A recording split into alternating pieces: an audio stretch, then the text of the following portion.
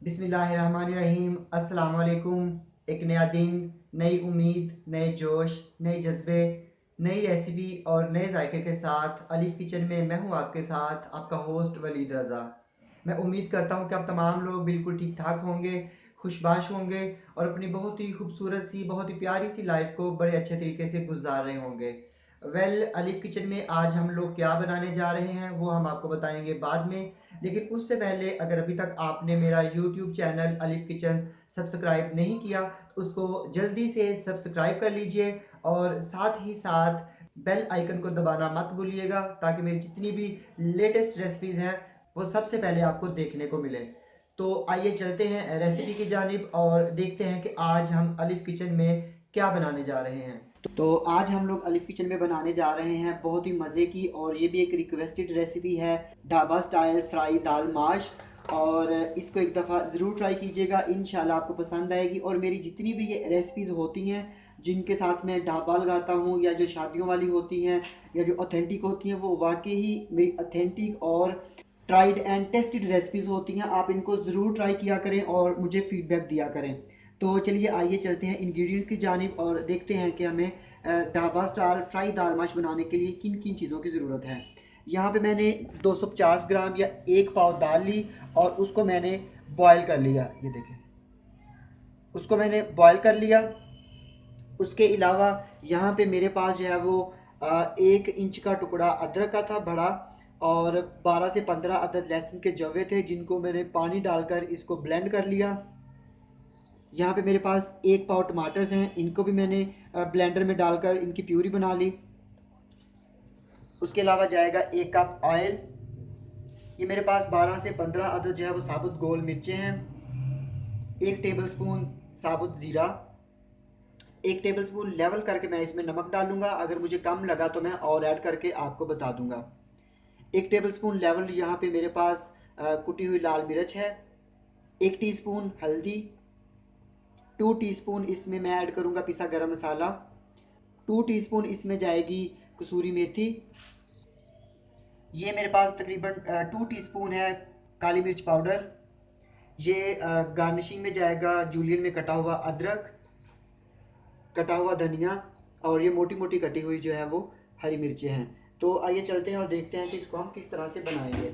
सबसे पहले यहाँ पे मैंने एक कढ़ाई ले ली और कढ़ाई में मैं ऐड करूँगा 1 कप ऑयल। चूल्हा मैंने ऑन कर लिया है। और आपको पता है कि जितनी भी ये ढाबा स्टाइल रेसिपीज़ होती हैं वो कढ़ाई में ही बनती हैं। तो यहाँ पे मैंने इसमें ऐड कर लिया 1 कप ऑयल, और इसके साथ ही मैं इसमें ऐड कर दूंगा अदरक लहसुन का जो पेस्ट बनाया था, और इसके साथ ही मैं इसमें डाल दूंगा ये साबुत लाल मिर्चें, और इनको 1 मिनट के लिए मैक्सिमम जो है वो मैं पकाता हूँ।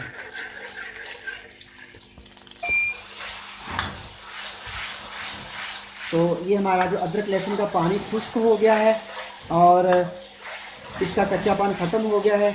और आप लोग देखते होंगे कि जो भी ढाबा पे या रेस्टोरेंट में वो जो मज़ा आता है ना, वो जो कढ़ाई में ये इस तरह की आग लगती है तो इससे इसका बड़ा अच्छा सा टेस्ट निकलता है। तो अगर आपके पास इस तरह की कढ़ाई नहीं है तो आप किसी भी जो घर में हम लोग कढ़ाई यूज़ करते हैं उसमें भी आप लोग इसको बना सकते हैं। अब मैं इसमें ऐड कर दूंगा जो मेरे पास यहाँ पे साबुत ज़ीरा था वो, और इसको मैं 15 से 20 सेकंड के लिए भून लूँगा। यकीन माने अभी इसी वक्त इतनी अच्छी सी खुशबू आ रही है कि मैं आपको एक्सप्लेन नहीं कर सकता। आँच आपने जो है वो तेज़ ही रखनी है। अब मैं इसमें ऐड कर दूंगा टमाटो प्यूरी। इसको अच्छी तरह से मैं पका लूँगा कि हमारा जो टमाटर का पानी है वो खुश्क हो जाए, उसका जो कच्चापन है वो भी ख़त्म हो जाए। तो टमाटरों को मैंने तकरीबन 1 से 1.5 मिनट के लिए भून लिया। तो अब मैं इसमें डाल दूंगा नमक, कुटी लाल मिर्च, हल्दी, साबुत गरम मसाला पाउडर और ये कसूरी मेथी। इनको अच्छी तरह से तकरीबन 2 मिनट के लिए मैं इसको भून लूँगा। तो अगर इसमें मुझे नमक या मिर्च कम लगी वो मैं टेस्ट करके आपको बता दूंगा। लेकिन एक बात याद रखिएगा, जब भी आप लोग वीडियो देखते हैं तो एक एक चीज़ जब भी मैं एक्सप्लेन करता हूँ कि नमक इतनी जाएगी, मिर्च इतनी जाएगी, तो उसके साथ जो उसकी क्वांटिटी होती है वो एग्जैक्ट लिखी होगी। हो सकता है कि सम टाइम मैं 1 टीस्पून मैं आपको बताऊं, लेकिन नीचे जो है वो 2 टीस्पून या 1.5 टीस्पून लिखा हुआ नज़र आए, तो वो मेरी जो है ना वो फाइनल जो है वो मेजरमेंट होगी।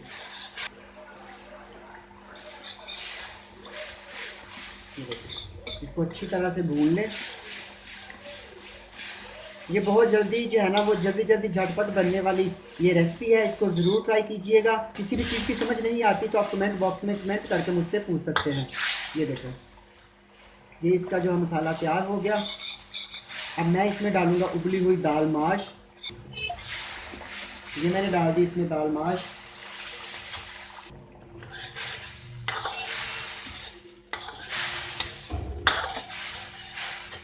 और इसके साथ ही मैं इसमें डाल दूंगा काली मिर्च का पाउडर। और इसको 2 मिनट के लिए जो है ना हम पकाएंगे कि हमारा जो ऑयल है वो सेपरेट हो जाए। और मैंने अभी इस स्टेज पे इसमें नमक मिर्च जो है वो टेस्ट कर ली है। अल्हम्दुलिल्लाह हर चीज़ जो है बिल्कुल परफेक्ट है और बहुत ही मज़े का इसका टेस्ट है।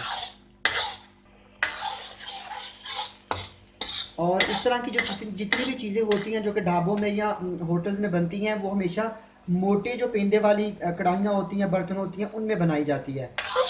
अगर आपके पास इस तरह की कढ़ाई नहीं है तो आप इसको नॉर्मल जो हमारे घरों में रेगुलर कढ़ाइयाँ होती हैं, आप उनमें भी बना सकते हैं। तो ये हमारी दाल को पकते हुए 2 से 3 मिनट हो गए हैं, ये देखें। और ऑयल जो है वो सेपरेट हो गया है। अब इस स्टेज पे मैं इसमें डालूँगा जो कटी हुई हरी मिर्चें थी, ये मैंने डाल दी।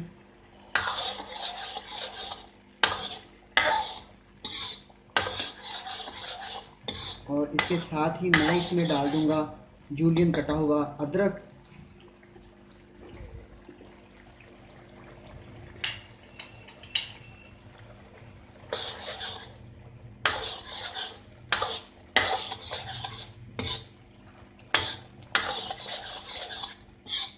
तो दाल हमारी अल्हम्दुलिल्लाह बिल्कुल रेडी है, एक दफ़ा ज़रूर ट्राई कीजिएगा। तो दाल हमारी अल्हम्दुलिल्लाह रेडी है। अब इसमें जो है वो धनिया डालेंगे और इसका चूल्हा जो है वो बंद कर देंगे। ये मैंने इसमें धनिया डाल के इसको मिक्स कर दिया। तो ये इसकी जो है वो फाइनल लुक है। इसको मैं कढ़ाई में ही सर्व करूँगा। तो ये हमारी जो दाल की रेसिपी है वो अल्हम्दुलिल्लाह रेडी है। अगर आपको इसमें किसी भी बात की समझ नहीं आती तो आप कमेंट करके मुझसे कमेंट बॉक्स में पूछ सकते हैं। तो मैं उम्मीद करता हूँ कि आपको मेरी आज की ये ढाबा स्टाइल जो फ्राई दाल माश है वो पसंद आई होगी। अगर आपको ये मेरी रेसिपी पसंद आती है, इसको ज़रूर ट्राई कीजिएगा। तो मैं उम्मीद करता हूँ कि आपको मेरी रेसिपी अच्छी लगी होगी। इसके साथ ही अलिफ किचन से वलीद रज़ा को इजाज़त दीजिए। इंशाल्लाह नेक्स्ट टाइम एक बहुत ही अच्छी और यमी रेसिपी के साथ दोबारा फिर से हाजिर होंगे। तब तक के लिए अल्लाह हाफिज़।